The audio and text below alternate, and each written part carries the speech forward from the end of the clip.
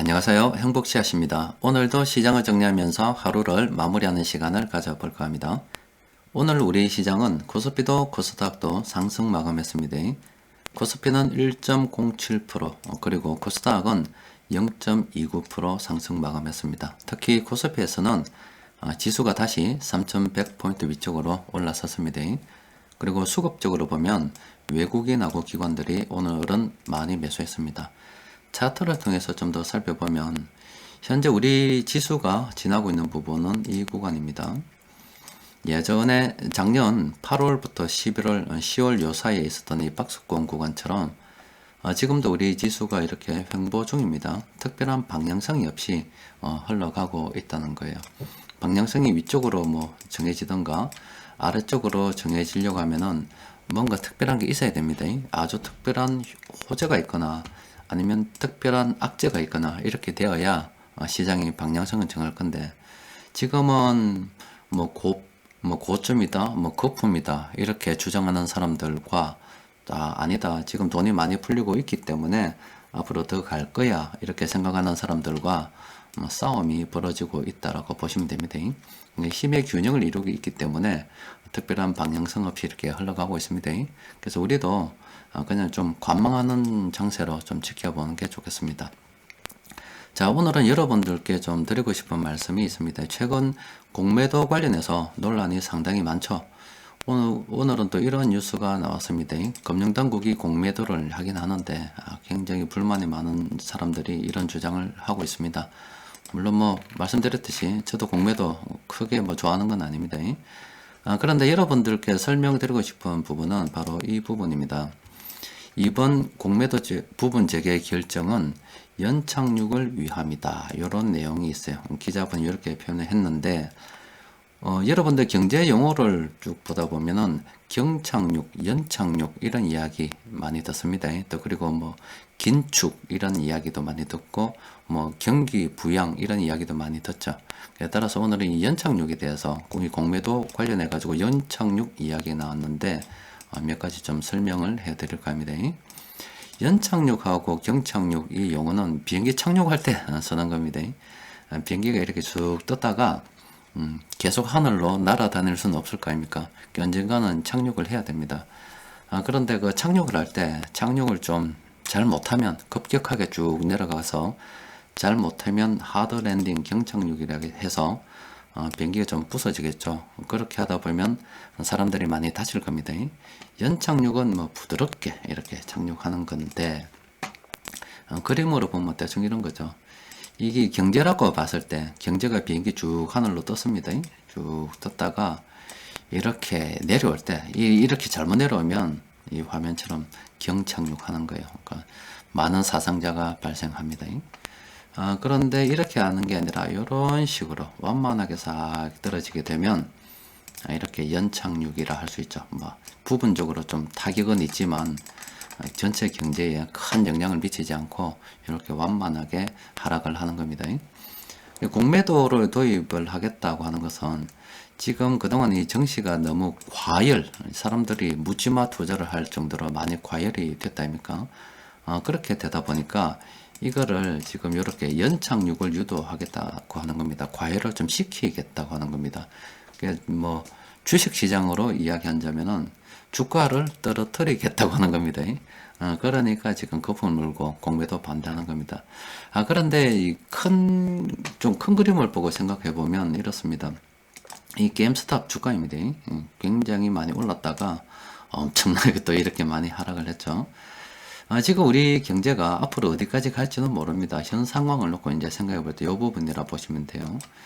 지금 이 실물 경제는 좋지 않은데 이 주식 시장이 이런 식으로 많이 올랐습니다. 지금 부동산 시장도 굉장히 많이 올랐죠. 이렇게 되다 보니까 불만이 있는 사람들이 있어요. 주식을 소유한 사람들은 굉장히 많은 부를 이뤘죠. 또 부동산을 보유하고 계신 분들도 재산이 많이 늘었습니다. 그런데 이걸 부여하지 않는 사람들은 이런 혜택을 보지 못하겠죠. 그러니까 빈부격차가 상대적으로 많이 커진다 아닙니까? 첫 번째 이거고, 또 이렇게 과열이 되다 보면은 많은 사람들이 묻지마 투자를 하게 됩니다. 엄청나게 돈을 많이 들고 들어와요. 앞으로 계속 가면 괜찮은데 영원히 갈 수가 없기 때문에 자칫 잘못해서 이게 경착륙의 뭐 예라고 볼 수 있습니다. 단기간에 이렇게 거품이 꺼지게 돼버리게 되면은 이때 묻지마 투자한 사람들이 재산을 뭐 거의 다 잃게 됩니다. 그러면은 그나마 아래쪽으로 주식이나 부동산을 부여하지 못해서 아래쪽으로 뭐 비락 거지가 되신 분들도 있는데 잘 올라탔다가 떨어질 때 미처 대처하지 못해서 이분들 역시 비락 거지가 되어버립니다. 거지. 그러니까 가난한 분들이 여기도 많이 생기고 여기도 많이 생기고 이렇게 되기 때문에 이게 굉장히 우려스럽다 이 말이에요.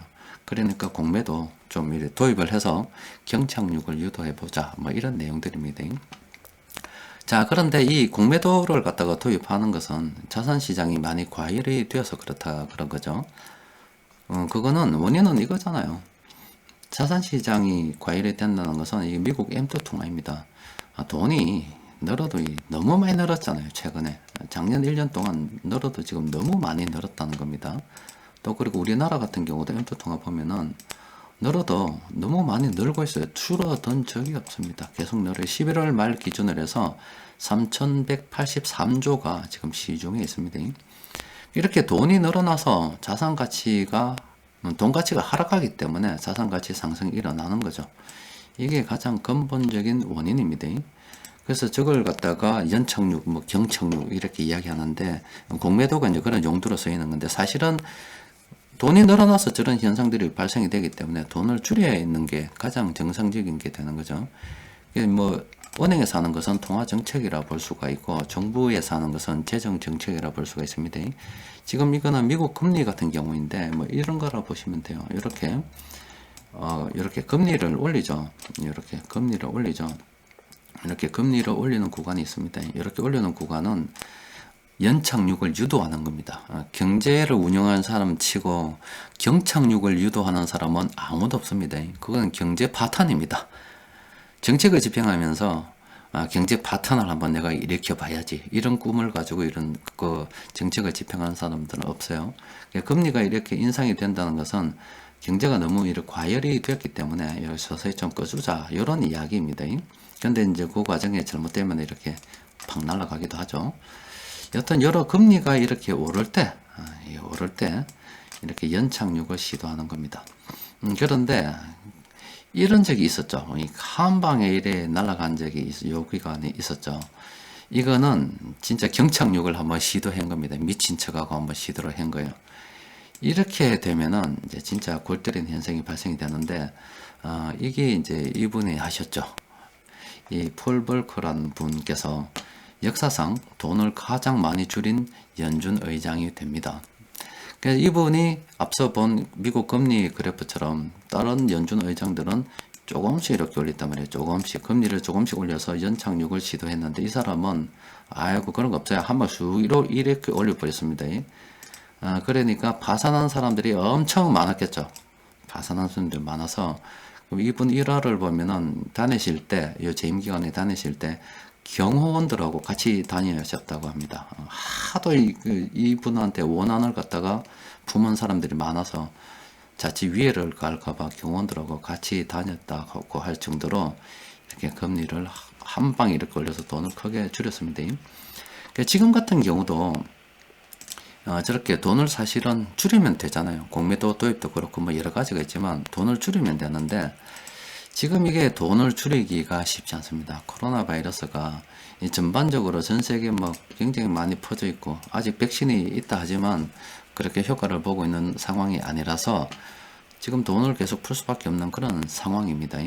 그런데 이 돈을 줄일 수 없다는 거잖아요. 돈을 줄일 수가 없기 때문에 바로 이 핸들링을 좀 하는 겁니다. 통화정책하고 재정정책으로는 현재 돈을 풀 수밖에 없는 상황인데 이건 인정하는 거예요. 그래서 이 핸들링을 좀 해서 근본적으로는 이 돈인데 이걸 해결할 수 없기 때문에 경제정책을 통해서 돈의 방향을 이렇게도 한번 이끌어 봤다가 저렇게도 한번 이끌어 보는 거예요. 또 그리고 규제를 통해서 아예 뭐 어떨 때는 여기는 하지 말라고 막아버리기도 하고 세금을 좀 매겨가지고 좀 내놔라 임마. 자산 가격 상승했으니까 내놔라. 이런 이야기 하고 있는 겁니다. 또 그리고 그 공매도도 경제 정책이라고 볼 수 있죠. 이렇게 핸들링만 하고 있습니다. 핸들링을 하고 있는데 이게 잘 될지 잘 되지 않을지는 모르겠습니다. 지금 경기가 많이 어렵기 때문에 연착륙을 시도하지만은 자칫 잘못하면은 이 게임스탑 사태처럼 이렇게 될 수도 있거든요. 그래서 경제를 운영하시는 분 그리고 국가를 운영하시는 분들은 고민이 많을 거예요. 지금 공매도는 여튼 이 거품이 그동안 이렇게 많이 발생을 했는데 이걸 가지고 갑자기 꺼지면 굉장히 위험하니까 좀 서서히 꺼져 보겠다 뭐 그런 시도라고도 일단 생각해 볼 수가 있습니다. 또 그리고 뭐 우리 정치가 지금 당장은 이럴 리는 없겠지만은 계속 이대로 놔두게 되면은 이 게임스탑 사태처럼 묻지마 투자자들 계속 들어올 겁니다. 들어와서 결과적으로 주식이나 이 부동산 보유하지 못해서 이렇게 비락 거지가 되신 분들이 있는 반면에 묻지마 투자하시는 분들도 이렇게 급격하게 꺼지게 되면 또 비락 거지가 됩니다. 그럼 사회적으로 굉장히 좋지 않잖아요. 그런 걸 갖다가 좀 해결하려는 그런 조치라고 볼 수가 있습니다. 뭐 어떻게 되는지는 좀 지켜봐야 되겠지만은 지금 앞으로 그러면 변동성이 늘어날 수 있다고 볼 수밖에 없죠. 그래서 우리 같은 경우는 주식하고 현금 비중하고 적절하게 분배를 해서 변동성을 좀 대비하는 쪽으로 갔으면 좋겠습니다.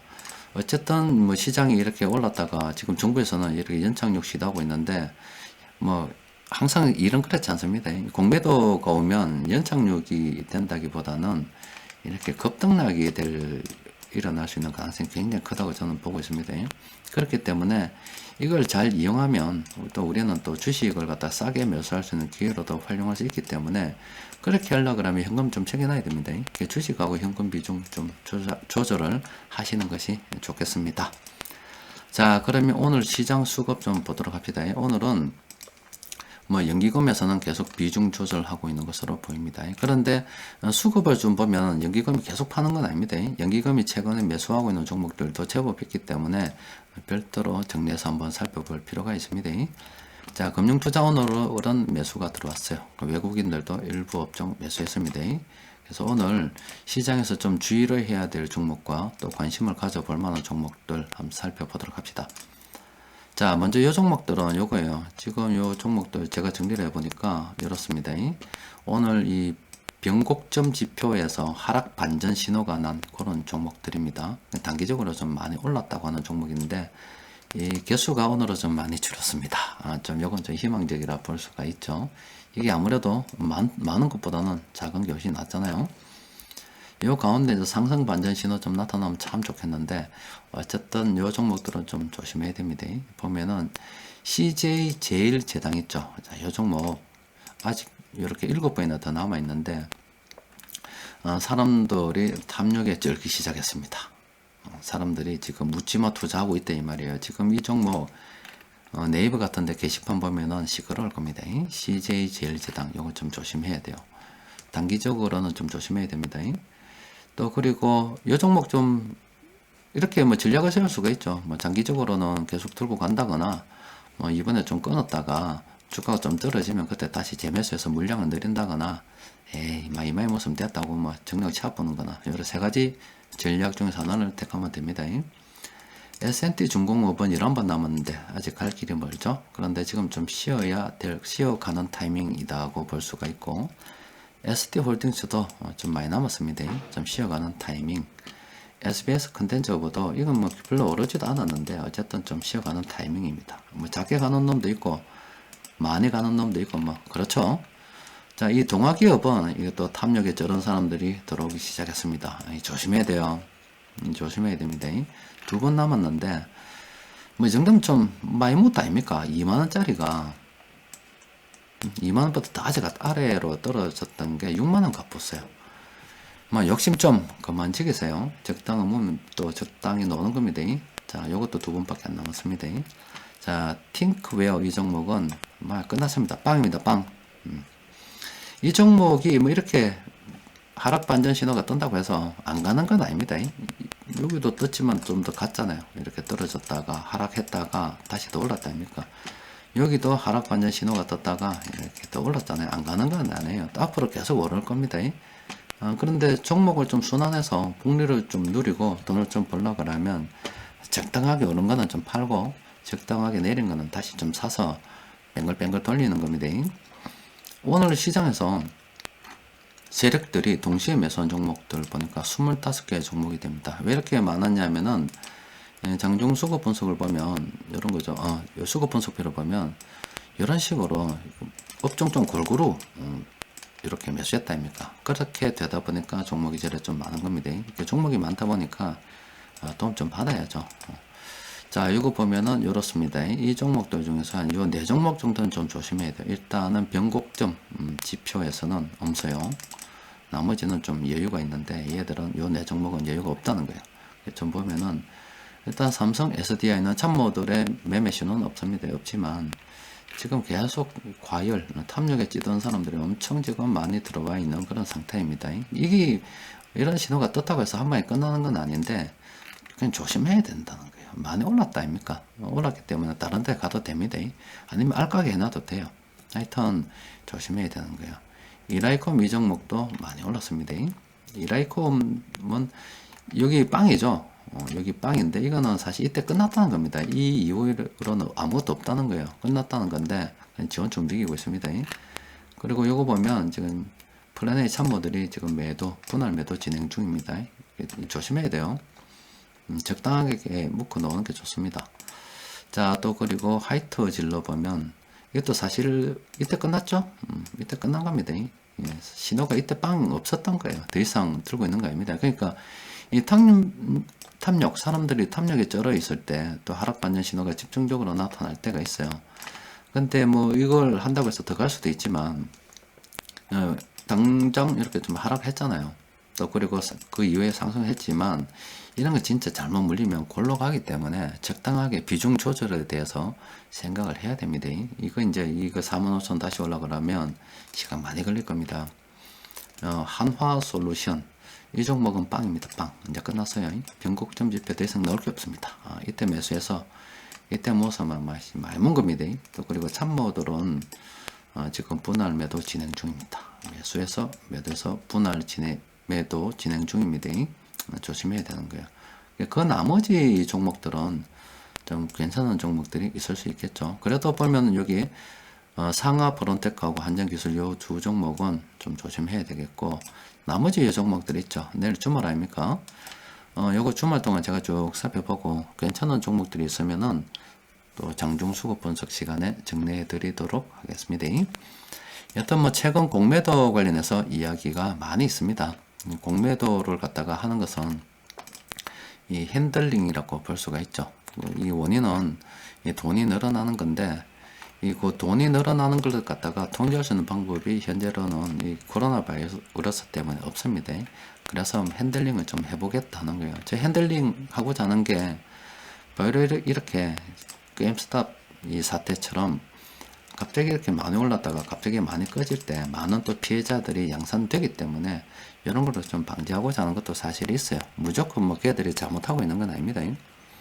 근데 저걸 갖다가 또 돈벌이로 악용하기 때문에 그런 거지. 정책이야 뭐 사람들이 그렇잖아요. 칼. 여러분들이 부엌에서 있는 칼을 가지고 아주 맛있는 요리를 할 수도 있습니다.